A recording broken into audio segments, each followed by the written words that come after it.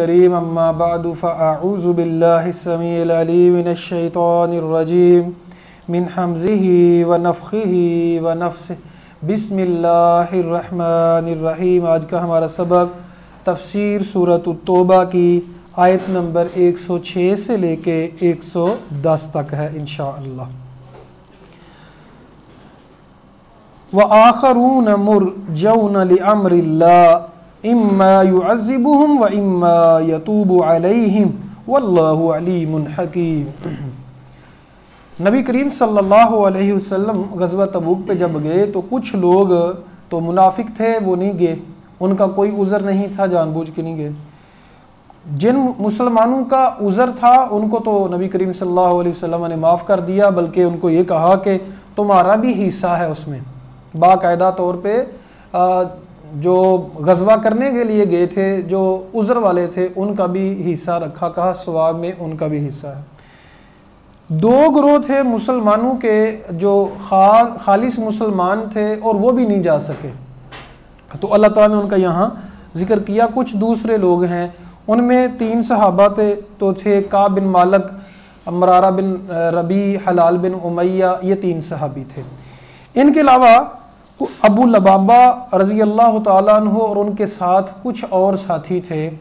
अबू लबाबा रज़ी अल्लाह ताला अन्हु और उनके दीगर 6 साथियों ने नबी करीम सल्लल्लाहु अलैहि वसल्लम के आने से पहले ही मस्जिद नबवी के सतूनों के साथ अपने आप को बांध लिया और उनका ख्याल था कि हमें खोला जाए, खुद नबी सल्लल्लाहु अलैहि वसल्लम अपने हाथों से खोलें ताकि हमारी तौबा कबूल हो जाए। तो नबी करीम सल्लल्लाहु अलैहि वसल्लम ने कहा कि जब तक मुझे अल्लाह इजाज़त नहीं देगा तो मैं तुम्हें अपने हाथों से नहीं खोलूँगा। अल्लाह ताला ने ये आयत नाज़िल की तो नबी करीम सल्लल्लाहु अलैहि वसल्लम ने फिर उनको खोल दिया। फिर उन लोगों ने खुशी में अपना सारा माल अल्लाह की राह में खर्च कर दिया, तो नबी करीम सल्लल्लाहु अलैहि वसल्लम ने लेने से इनकार कर दिया।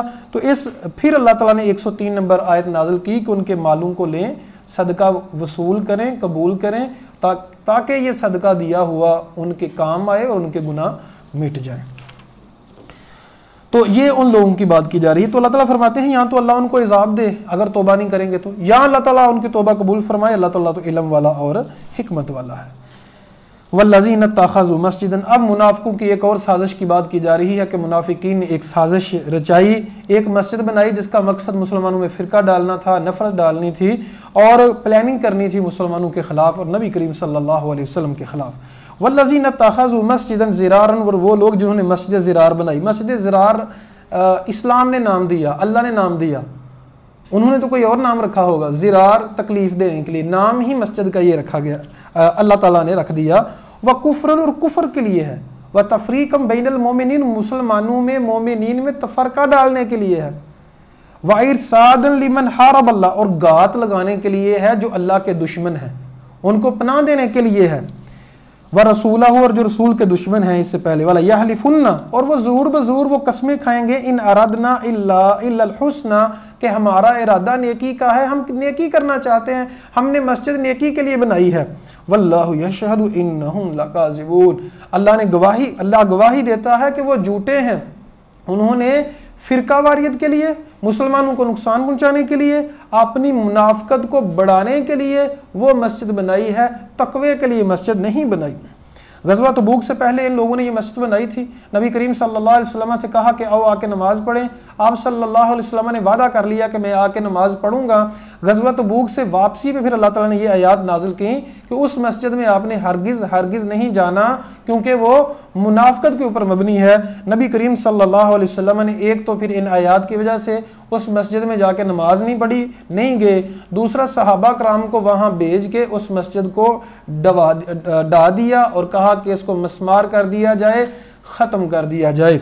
तो यहाँ से उलमा बयान करते हैं, उलमा मुफस्सिरीन बयान करते हैं कि जिस मस्जिद को फ़िरके की बेस पे बनाया गया है, मकसद ही फ़िरका वारियत है और नफ़रत दिलाना है, जिनका मकसद दीन नहीं है, अल्लाह की रज़ा नहीं है, उस मस्जिद को ख़त्म कर देना चाहिए, उस मस्जिद को मिस्मार कर देना चाहिए, जिस तरह नबी करीम सल्लल्लाहु अलैहि वसल्लम ने उस मस्जिद को मिस्मार किया था।